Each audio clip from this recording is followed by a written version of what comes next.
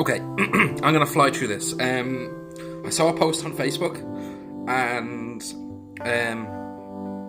it said three different things. Three different mental disorders, mental illnesses. Anxiety, depression, anorexia. Now, for the purposes of this video, I'm going to stay away from anorexia. I'm not qualified to talk about it at all. I don't know much about anorexia.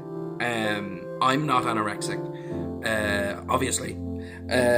I've never been anorexic. I've never struggled with things like not eating. I'm not qualified to talk about it, so I'm not going to.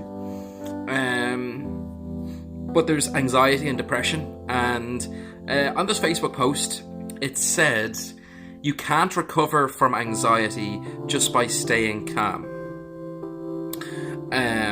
You can't recover from depression just by being positive. I kind of disagree with both of them. With anxiety, if you have gone to a counsellor or you've gone to like therapy for an extended period of time, more than a couple of months, if you've gone for a good solid year, there's a lot of like CBT, cognitive behavioural techniques, that will help you big time.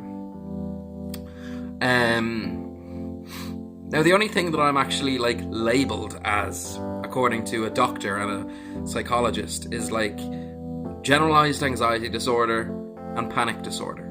PTSD was mentioned and brought up, but I was never actually diagnosed formally with PTSD.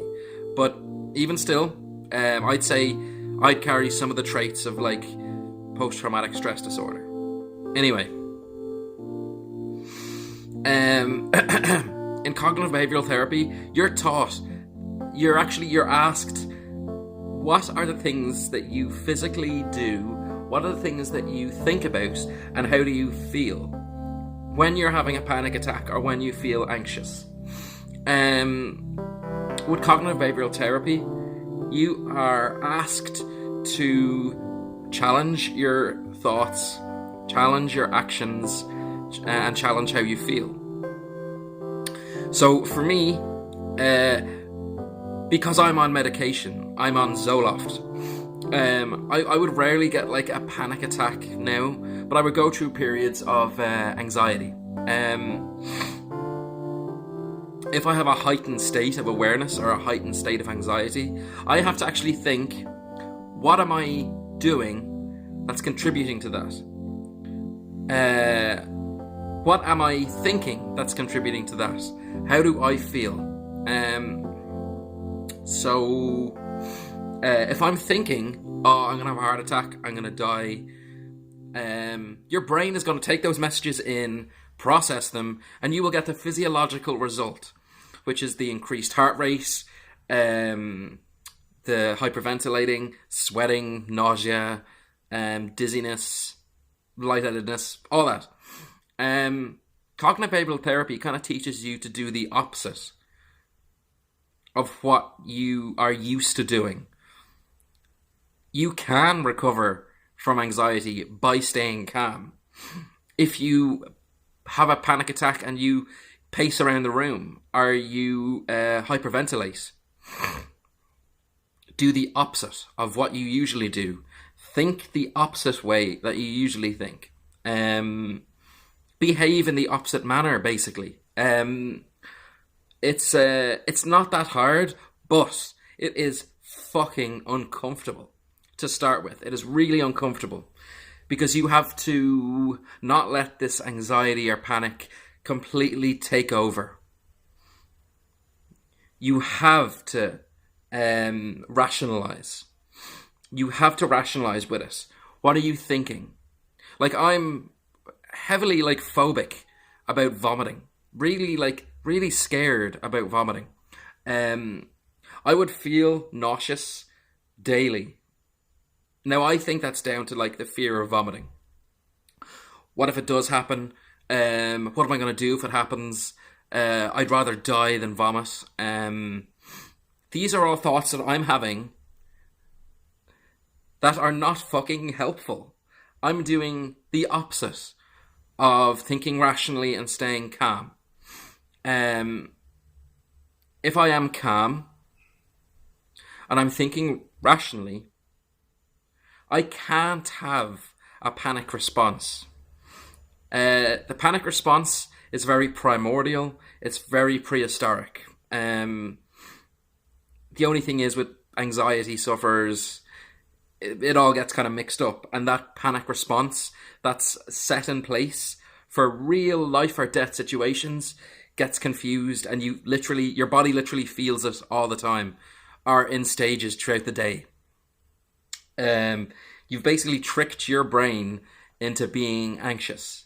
You've tricked your mindset into an anxious mindset.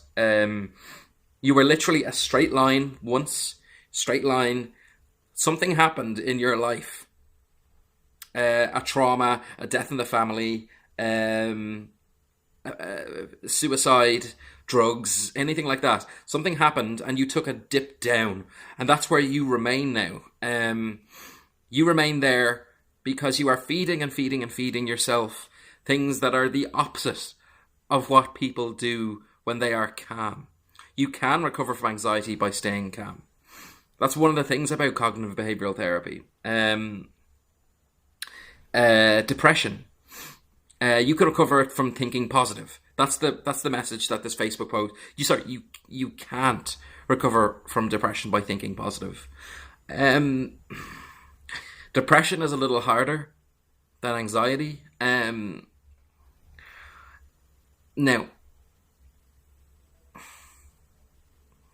all depression is it's characterized by things like a lack of focus, a lack of interest, apathy, lethargy. It is a numbness or a dullness that you feel like you can't escape from.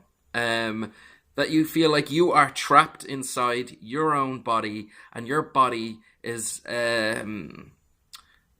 tired and worn out. And not necessarily sad, but numb. Because numbness, to me, in my experience, numbness is so much scarier than sadness. You want to feel something. Thinking positive. No, thinking positive is not going to release you from this depressed state that you have put yourself in. But thinking positive is one of the things that you can do to relieve yourself from this depressed state. It is one of many things that you can do to relieve yourself from a depressed state. Positive thinking is hard. It is really hard. I am so used to being pessimistic and negative and cynical that positive thinking almost seems like phony to me now, or fake, or like a joke. Like it doesn't exist. Yes, it's just a cog in the wheel that will help you recover from depression. Things like exercise, having a sense of integrity, having a sense of like dignity, having sex on a regular, a good diet. That is so important for depression, to have a good diet. Maybe you'll notice that people who are depressed maybe sit around and don't eat good food and don't drink a lot of water. That does not help your mental health. Your gut is responsible for your health. Your gut is so responsible for your mental health and your physical health. If you have an acidic kind of body, if it is sickly and acidic, and you have a lot of bad gut bacteria, your mental health will suffer big time. It's not just about thinking positive, even though that's one thing that you can do. One of many things that will help you.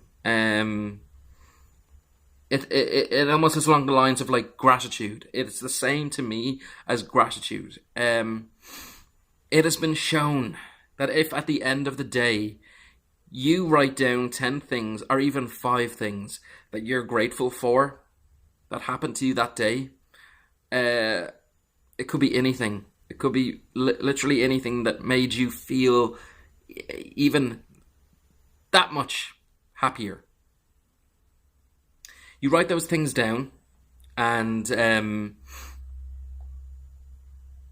say that you're grateful for them. You will be. You will feel like a weight has been lifted off your shoulders. Thinking positive won't cure you, but it is just one thing out of many things that will help you. I don't like that victim, being a perpetual victim mentality, that nothing is going to help me and I'm never going to escape this.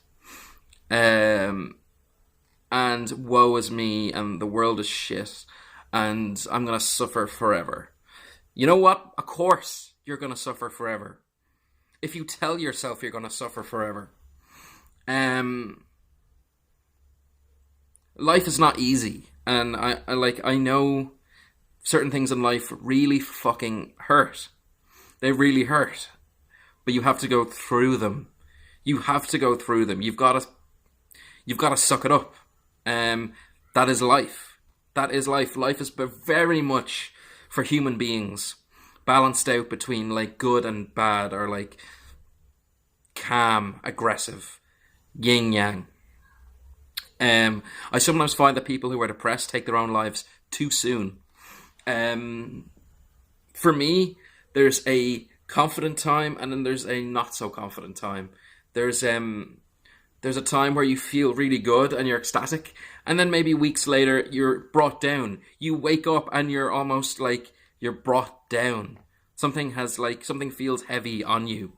That such is life, you know. I